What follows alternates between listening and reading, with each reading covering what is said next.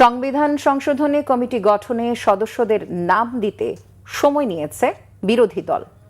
এদিকে সংসদে কাঁদা ছোড়াছুড়ি বাদ দিয়ে দেশকে এগিয়ে নিতে ইতিবাচক দৃষ্টিভঙ্গি নিয়ে এগিয়ে যাবার উপর জোর দিয়েছেন সংসদ সদস্যরা।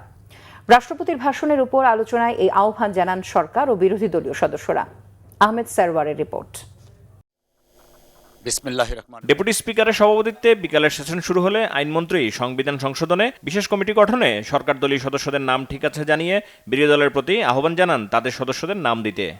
সংবিধান সংশোধন সম্পর্কিত বিশেষ কমিটি গঠন করার জন্য আগামীকাল আমরা চাই ওনাদের পক্ষ থেকে যদি 5 জনের নাম কালকে দেন, তাহলে আমরা এই কমিটি গঠন করে আমরা সংবিধান সংশোধন এবং জুলাই সনদকে সামনে রেখে সামনের দিকে এগিয়ে যেতে।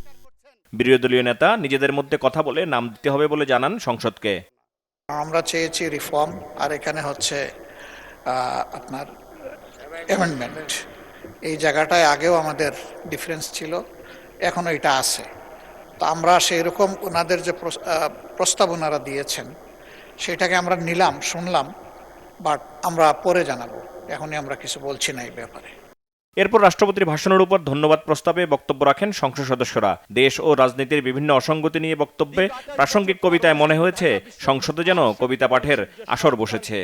জুলাই সনদের কোনো শব্দ এখানে ওনাদের সুপারিশের মধ্যে নাই। মাননীয় স্পিকার, এটা অত্যন্ত দুর্ভাগ্যজনক এবং দুঃখজনক। মাননীয় স্পিকার,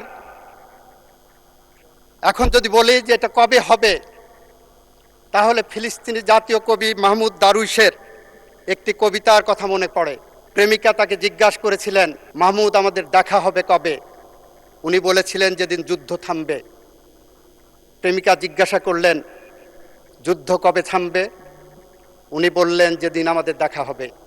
মাননীয় স্পিকার, ওনাদের সাথে আজকে আমাদের সম্পর্কের জায়গাটা এরকম চলে গেছে। কবে আমাদের মিল হবে? যেদিন ওনাদের শুভবুদ্ধির উদয় হবে। শুভবুদ্ধির কবে উদয় হবে? যেদিন আমাদের দেখা হবে। ওনারা বয়কট করেছেন, উত্তেজনা সৃষ্টি করেছেন, এখনো যেমন উত্তেজনা সৃষ্টি করলেন। এতটুকু যদি না থাকে, প্রেমের কি স্বাদ বলো যদি কাটা না থাকে। আমরা মানুষ আর এই হিংসা প্রতিহিংসা আর দেখতে চায় না। বক্তব্য আমি শেষ করছি। যাওয়ার আগে দ্বিতীয় বিশ্বযুদ্ধের একজন সৈনিক যুদ্ধ করেছে বিভিন্ন জায়গায়, মাননীয় স্পিকার, পরে আসছে বার্মায়। বার্মায় আসার পরে নিজের দেশের কথা মনে পড়েছে। দেশের কথা মনে করার পরে মনে করলো এই বর্গী ওলন্দাজ ব্রিটিশরাই তো অত্যাচার করেছে, আবার তো সেই অবস্থাই হবে। তার স্ত্রীর কথাও মনে পড়েছে। তখন ঢাকায় কিন্তু লণ্ঠনের বাতি জ্বালতো। তো তিনি বলেছেন, পরের জন্য যুদ্ধ করেছি অনেক, পরের জন্য যুদ্ধ করেছি অনেক, এবার তোমার আর আমার যুদ্ধ।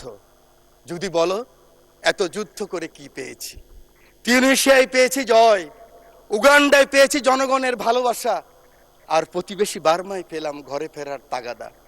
আমি যেন সেই বাতিওয়ালা যে পথ রাস্তায় বাতি জ্বালিয়ে ফিরি, অথচ যার নিজের ঘরে জমে থাকে দুঃস্ব অন্ধকার। এই অন্ধকার আমরা কাটাতে চাই, এই অমনীষা থেকে বের হতে চাই। আমরা সুন্দর স্বাভাবিক সকলের জন্য যে বাংলাদেশ, সেই বাংলাদেশ চাই। আমার কথাটা শেষ করতে চাই রবার্ট ফ্রস্টের কবিতার 2-3টি লাইন দিয়ে। The woods are lovely, dark and deep, but I have promised to keep, and miles to go before I sleep, and miles to go before I sleep. ধন্যবাদ সকলকে। রাষ্ট্রপতির ভাষণের উপর ধন্যবাদ প্রস্তাবের আলোচনায় বিরোধী দলীয় সদস্য এবং জামায়াত নেতা এটিএম আজহারুল ইসলাম সব ভুলে দেশকে এগিয়ে নেবার তাগিদ দেন। নিজামী সাহেবের আমরা যখন গ্রেপ্তার ছিলাম, আমাদের মুক্তির দাবি বেগম খালেদা জিয়া করেছিলেন। তাহলে কি আপনি বলবেন যে উনি মুক্তির যুদ্ধ বিরোধী শক্তিকে, দলগুলো লোকগুলাকে মুক্তির আন্দোলন করেছিলেন? কারণ উনি ঐক্যের রাজনীতি আছেন। দেশকে গঠন করতে হলে বিভক্ত রাজনীতির মাধ্যমে কোনো দেশ কোনোভাবেই এগিয়ে যেতে পারে না। তাই আপনারা যারা উপস্থিত আছেন, আমি আপনাদেরকে হেয় করার কথা বলছি না। একবার চিন্তা করেন, দেশপ্রেমিক বলি আমরা, গণতান্ত্রিক শক্তি বলি আমরা, কিন্তু আজকে আমাদের এমপিরা স্বাধীনভাবে চলতে পারছে না। আজকে আমাদের এমপি দিয়ে আক্রমণ করা হচ্ছে। মুক্তিযুদ্ধ বিষয়ক প্রতিমন্ত্রী ইশরাক হোসেন বলেন, এই সরকার 2008, 14, 18 কিংবা 24 সালের মতো নির্বাচনের মাধ্যমে নয়, জনগণের সরাসরি ভোটে ম্যান্ডেট পেয়ে এই সংসদে এসেছেন। আমাদেরকে যদি কেউ হুমকি ধামকি দিয়ে মনে করে সরকার পতন করবে, আমি আপনার মাধ্যমে মাননীয় সংসদ নেতার উদ্দেশ্যে বলতে চাই, আপনি খালি হুকুম দিবেন, ইনশাআল্লাহ বিগত দিনে আপনার নির্দেশপ্রাপ্ত হয়ে আমরা যেভাবে রাজপথে অবস্থান করে জনগণের ভোটের অধিকার প্রতিষ্ঠা করার জন্য আন্দোলন সংগ্রাম করেছি, একইভাবে খুনি হাসিনাকে পতন করার জন্য আমরা যেভাবে আন্দোলন সংগ্রাম করেছি, আমাদেরকে যদি হুমকি দেওয়া হয় তাহলে সম্মানিত বিরোধী দলের প্রতি সম্মান রেখেই বলছি, আপনারা যদি আমাদেরকে পতন করার হুমকি দেন তাহলে বিরোধী দলের অবস্থান থেকে আপনাদেরকে পতন ঘটানো হবে ইনশাআল্লাহ।